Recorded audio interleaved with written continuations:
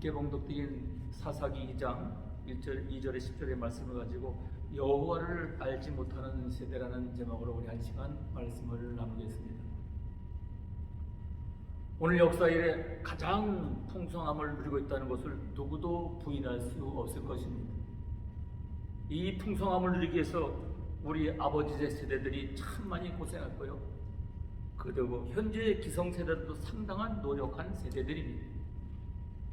그런데 문제는 이만큼 이뤄놓은 풍성함을 다음 세대가 과연 제대로 유지할 수 있을 것인가? 그리고 더 발전시켜 나갈 것인가? 여기에 대해서 그렇다고 확신할 수 있을까? 저는 솔직히 좀 많이 불안합니다. 여러분은 다음 세대를 어떻게 보고 있는지 오늘 그것을 말씀을 통해서 살펴보기를 원합니다. 오늘 성경은 여호수아가 가나안 땅을 다 정복하고 가나안의 풍성함을 다음 세대에게 넘겨주었는데, 그런데 여호수아 다음 세대는 여호와 세대가 이루어놓은 복을 지키지 못하고 점점 다 세상 말로 다 까먹고 말았어요. 유한한 인생은 전도서 1장에 보면 한 세대는 가고 한 세대는 오되 땅은 영원히 있도다라는 말씀처럼, 지나간 세대에 여기 없었던 것처럼 오늘 세대에도 여기에 없을 것이며 오직 지금 여기 머물다 떠날 뿐입니다. 그러므로 세상 역사는 한 세대를 살다가 때가 되면 돌아가야만 하는 사람에 의해 계획되고 통치되어지는 이 나라가 아니라 어제도 오늘도 내일도 영원토록 살아계신 하나님이 주관하신다는 사실을 잊지 말아야 할 것입니다. 그 하나님은 변덕스러운 인간과 달리 욥기서 23장을 보면 그는 뜻이 일정하시니 누가 능히 돌이킬까? 그 마음에 하고자 하시는 것이면 그것을 행하시나니라는 말씀처럼 모든 시대에 동일하게 적용되어지는 이 통치하심의 원칙이 있음을 잊지 말아야 할 것입니다. 그것을 우리에게 나타내 보여주기 위해서 이미 지나간 성경의 역사를 오늘 우리들에게 일깨워주시고 들려주시고 있는 것입니다. 그 중에 대표적인 것이 바로 사사기이며 그 원칙이 바로 하나님은 공의로우신 분이라시는 것입니다. 하나님은 공의로우신 분이다. 물론 이 땅에는 알곡과 가라지가 함께 자라고 있는 것처럼 악한 사람과 선한 사람이 공존하고 때로는 잡초가 무성한 묵은 밭처럼 악한 자가 세상 권력을 쥐고 어려운 자를 괴롭히는 부조리한 세대도 있습니다. 그러나 아무리 악한 자가 번성하는 것처럼 보일지라도 추수 때까지 참고 기다리는 농부의 관심을 가라지가 아니라 알곡이 있는 것처럼 하나님의 관심은 다수의 악한 자가 아니라 소수의 의인에게 있으시다는 사실을 잊지 말고 의롭게 살아야 한다는 것입니다.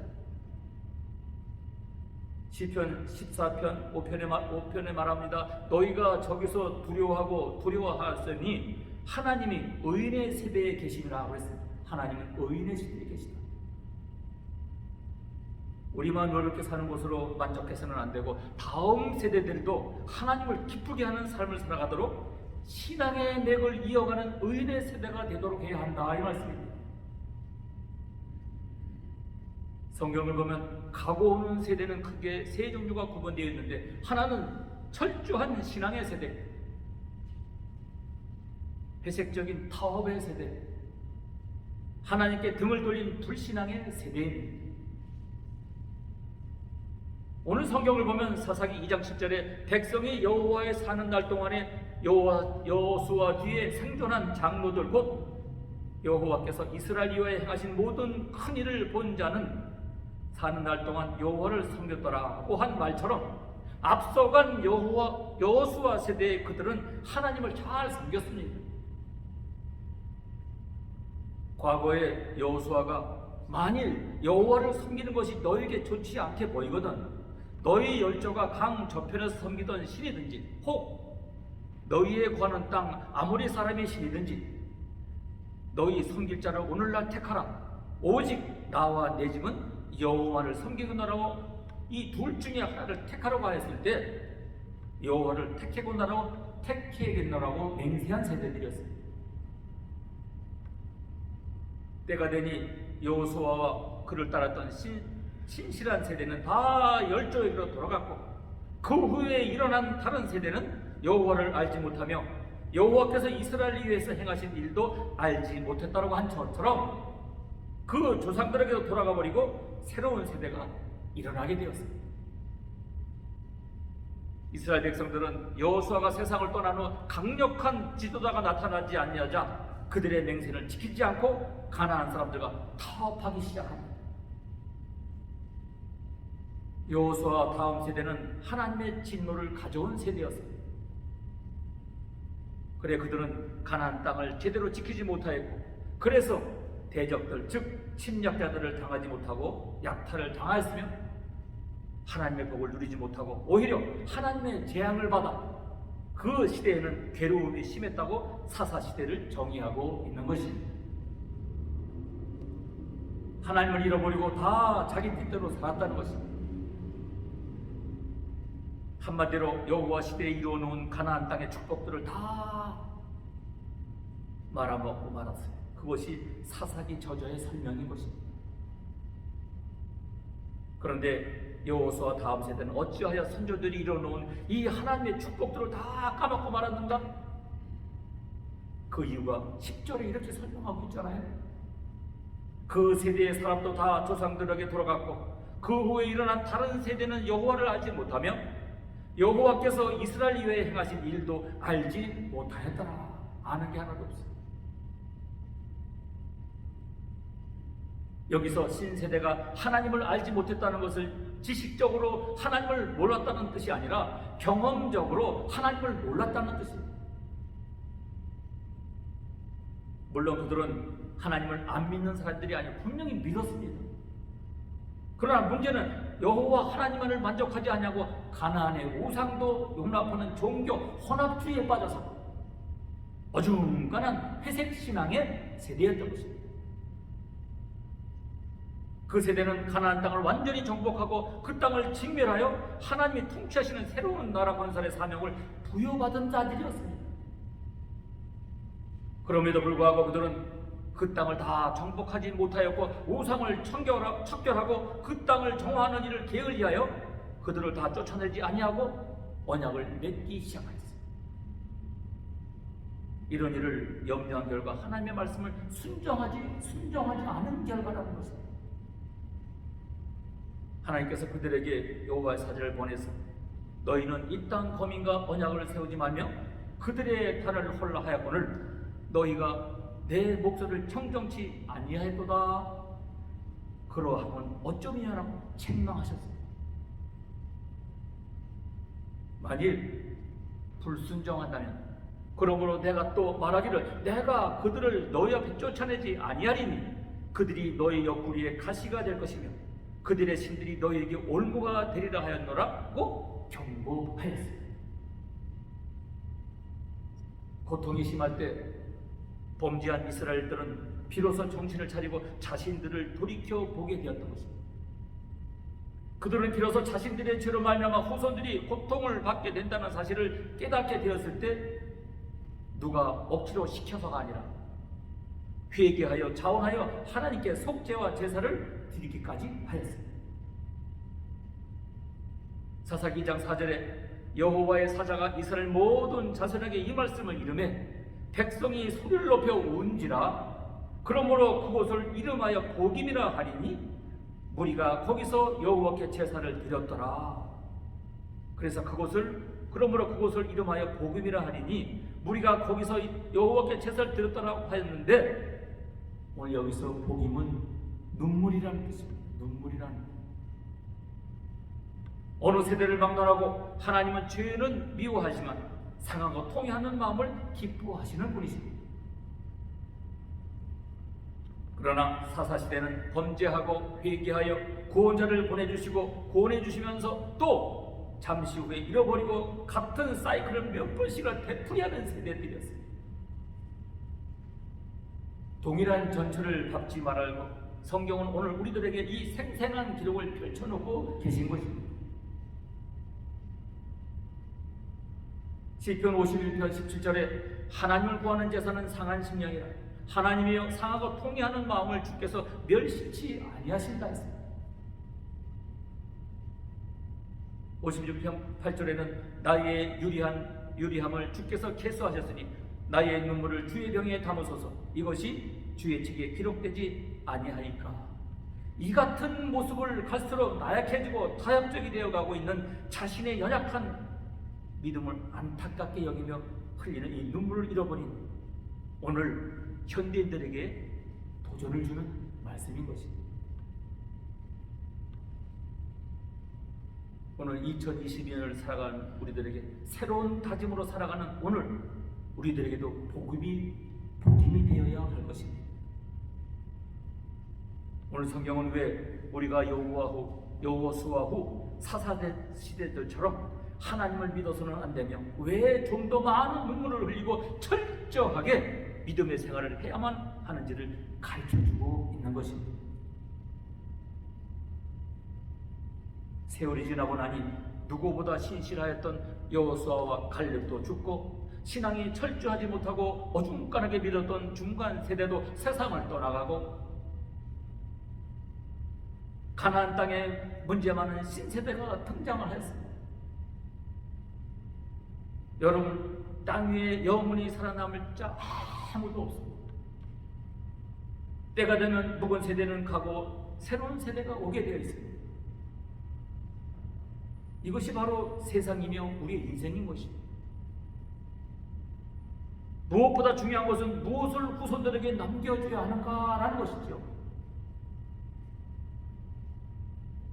그 신세대들도 분명히 이스라엘 자손들인데 구세대에 뭐가나 이 도련변이처럼 전혀 색깔이 다른 세대가 일어나게 되었습니다. 돌아간 세대는 무엇이 잘못된 것이라고 일러주면 그것을 시인하고 고치려는 생각을 갖고 눈물을 흘릴 줄 알았던 세대가 전혀 다른 세대가 일어났습니다. 사사기 2장 12절에 보니 애굽 땅에서 그들을 인도해 내신 그 열조의 하나님 여호와를 버리고 다른 신 곧 그 사방에 있는 백성의 신들을 쫓아 그들에게 절하여 여호와를 진노케 했다라고 2장 12절에 말씀하고 있습니다. 여호와를 진노케 했다. 신세대가 이스라엘 자손이 여호와의 목전에 악을 행하여 바알들을 섬기라는 말씀처럼 여호와를 알지 못했다면 과연 누구의 책임일까요? 분명히 그들은 하늘에서 떨어지거나 땅에서 솟은 존재가 아니라는 것이죠. 그들의 부모에게서 태어나 가정교육과 양육을 받는 세대들인데 왜 그들의 부모가 믿던 하나님을 알지 못하는 세대가 되었냐 이 말입니다.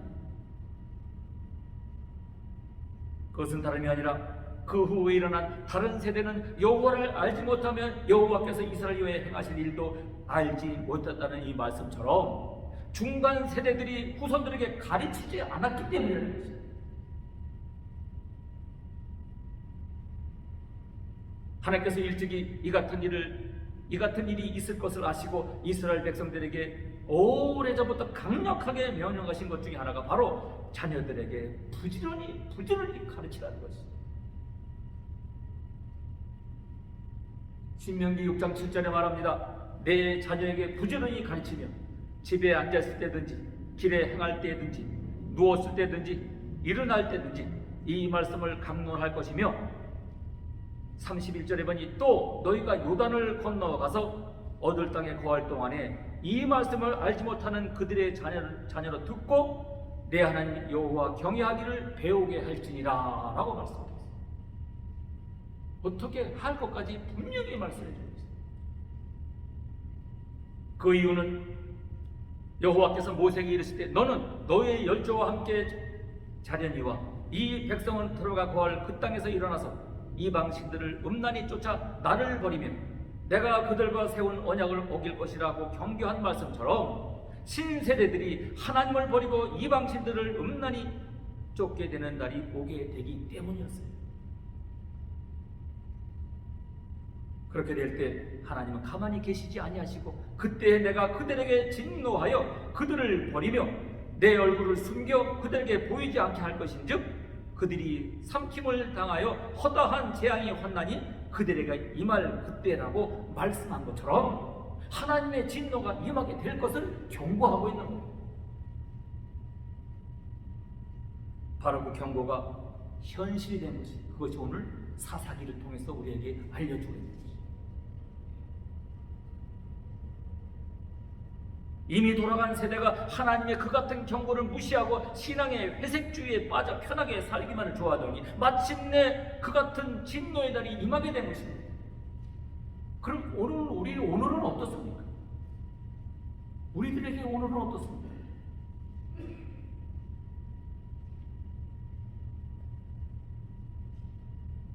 사사기 2장 19절 이하의 말씀입니다. 그 사사가 죽은 후에는 그들이 돌이켜 그 열조보다 더욱 폐괴하여 다른 신들을 쫓아 넘겨 그들에게 절하고 그 행위와 패역한 길을 그치지 아니하였으므로 여호와께서 이스라엘에게 진노하여 이르시되 이 백성이 내가 그 열조와 세운 언약을 어기고 나의 목소리를 청종치 아니했다라고 말합니다.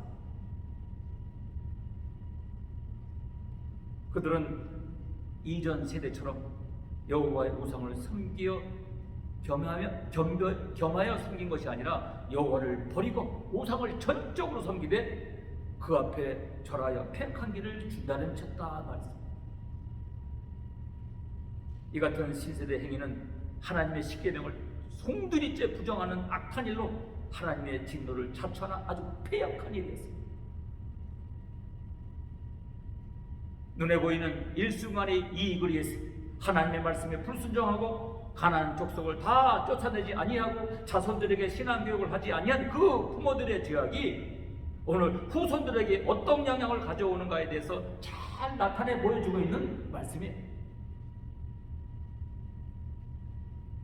하나님은 사랑의 하나님이실 뿐만 아니라 진노하시는 하나님이십니다. 만일 이스라엘 자손들이 하나님을 배반하고 악한 길로 가고 있는데도 그냥 내버려 두신다면 그것은 이스라엘을 버리셨다는 뜻입니다. 사랑의 하나님은 버림받아야 마땅할 이스라엘 백성들을 버리지 아니하시고 진노를 내리셔서 고통 중에 깨닫고 돌이키시를 원하십니다. 깨닫고 돌이키를 원합니다. 이것이 바로 하나님의 진노에 감춰진 깊은 사랑인 것입니다. 사사기 2장 14절 이하를 봅니다. 여호와께서 이스라엘에게 진노하사 노력하는 자의 손에 붙여 그들로 노력을 당케 하시며 사방 모든 대적의 손에 파심해 그들이 다시는 대적을 당치 못하였음에 그들이 어디로 가든지 여호와의 손이 그들에게 재앙을 내리심에 또 여호와께서 말씀하신 것과 같고 여호와께서 그들에게 맹세한 것과 같아서 그들의 괴로움이 심하였더라. 그들의 괴로움이 심하였더라. 하나님께서 이스라엘을 가나안 땅까지 인도하신 것은 행복을 위함이었으며 그 비결은 바로 여호와 하나님만 섬기고 가나안의 우상을 척결함이 있음에도 불구하고 어리석은 이스라엘은 그 행복을 발로 차버렸습니다. 여러분, 이스라엘의 전 역사를 보세요. 90% 이상이 남의 나라의 종노릇한 역사예요. 이스라엘은 사사기 이후에 증명하는 것 같이 미디안, 블레셋, 암몬, 아수르, 바벨론, 로마 등에서 압제를 받았다가 그 후에는 각처로 흩어져 2000년 동안 나라 없이 유리방랑한 것을 우리 너무나 잘 알고 있잖아요. 2000년 동안 나라가 없었어요.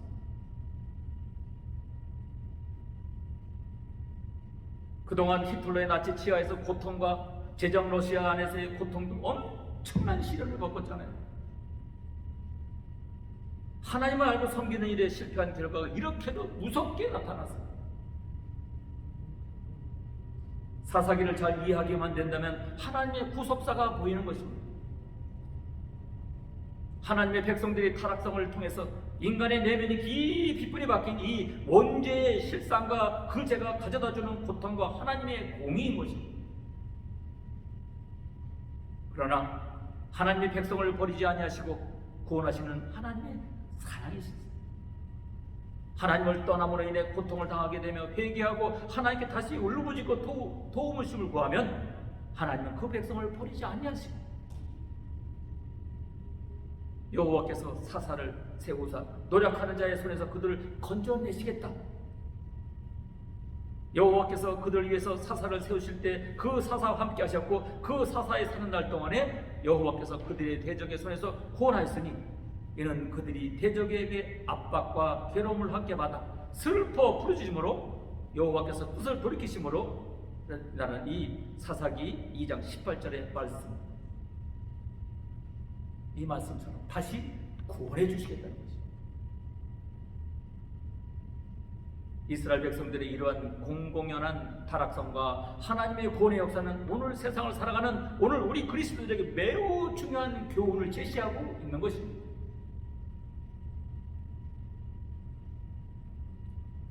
하나님을 잃어버린 데는 오랜 시간이 걸리지 않습니다. 그 근본 원인은 역사의식의 상실에 있습니다. 하나님 왜 우리를 구원하셨으며 지금 우리가 어디에다 소망을 두고 우리 후손들에게 무엇을 물려주고 수 있는가? 성경은 가상이 아니라 역사의 바탕 위에 기록되어져 있습니다. 역사는 어떻게 하나님의 믿음의 사람들을 인도하시고 세우시는 모든 주권은 세상의 권세 잡은 자가 아니라 하나님의 손에 있음을 보여주고 있는 것입니다. 성경은 히스토리, 하나님의 특별 섭리의 손길의 역사인데 세상 역사도 그 섭리 안에 있는 것입니다. 우리는 성경과 역사 속에서 하나님의 손길과 섭리를 깨닫고 실천하여 그것을 다음 세대에게 가르쳐줘야 하는 것입니다. 신명기 말씀처럼 그대로 가르쳐야 하는 것입니다. 과거의 역사를 주관하시는 하나님의 손길이 오늘도 나와 함께 하심을 깨닫고 우리의 영이 살아나게 되고 좀 더 높고 힘찬 이상을 소유할 수 있게 해야 합니다. 그렇게 함으로써 동일한 시행착오를 반복하지 않고 삶의 변화를 가져다주며 오늘도 변화없이 계속되는 하나님의 손길을 보게 되는 것입니다. 시편 102편에 말합니다. 이 일이 장래 세대를 위해서 기록되리니 창조함을 받은 백성이 여호와를 찬송하리로다. 다음 세대를 위해서 기록한 말씀이라고 말하고 있습니다. 인류의 조상 아담의 타락은 에덴 동산에서 비롯되고 하나님과 분리되었으므로 그 아담의 피가 흐르는 우리는 어느 누구를 막론하고 그리스도 예수의 보혈을 믿어야만 그 원죄의 부패성으로부터 하나님과 하나 되도록 인도함을 받을 수가 있는 것입니다. 오늘 우리도 우리의 자손도 예외가 없습니다. 오직 그리스도 안에 있을 때만이 거룩하게 될 수 있습니다. 어느 누구를 막론하고 그리스도 예수를 떠나면 세상 교육에 넘어가게 되고 신앙을 헌신짝처럼 버리게 되는 것입니다. 사랑하는 여러분, 정말 자녀들을 사랑하며 그들이 영원토록 나보다 잘 되기를 바란다면 무엇보다도 오늘보다 내가 어중간한 신앙생활을 하지 말아야 한다는 것입니다. 분명하고 확실하게 자녀들과 오는 세대에게 능히 이겨나갈 수 있는 확고한 믿음을 신세대들에게 심어주어 하나님의 지속적인 복을 받아 누리며 살아가게 해줘야 할 책임이 오늘 여러분에게 있는 것입니다. 여러분이 이 세상을 떠날 때 여러분의 자녀들이 무엇을 유산으로 남겨주시겠습니까? 가나안 땅에서 풍요를 누렸던 이스라엘 1세대의 실패를 반복하지 않기를 바라는 것입니다.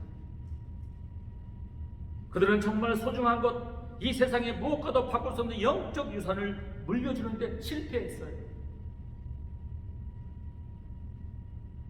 그러므로 로마서 12장은 말합니다. 너희는 이 세대를 본받지 말고 오직 마음을 새롭게 함으로 변화를 받아 하나님의 선하시고 기뻐하시고 온전한 뜻이 무엇인지 분별하도록 하였으니 나와 내 자손들이 온전한 신앙생활을 할 수 있도록 구별된 믿음의 생활을 하라고 말입니다. 오늘 이 말씀, 오늘 우리들에게 주는 말씀, 여러분의 자녀들에게 온전한 신앙을 물려주는 믿음의 귀한 가족들이 되기를 주님으로 축복합니다. 기도하겠습니다. 살아계신 아버지, 오늘 사사기 2장 1절에 10절의 말씀을 통해서 정말 귀한 것을 깨달을 수 있도록 은혜 주심을 감사합니다. 오고 가는 세상 속에서 과연 우리들의 다음 세대들에게 무엇을 물려줄 것인가? 온전한 신앙을 지켜서 저들이 다음 세대 1세대들이 기록한 1세대들이 준비한 이 귀한 신앙을 다음 세대들도 이어서 참으로 영적으로나 육적으로 복된 귀한 인생들을 살아갈 수 있도록 우리들의 자녀들에게 끊임없이 가르칠 수 있는 믿음의 가정들이 되게 하옵소서. 감사와 영광과 존귀를 올려드리는 존귀하신 예수 그리스도의 이름으로 간절히 기도하옵나이다.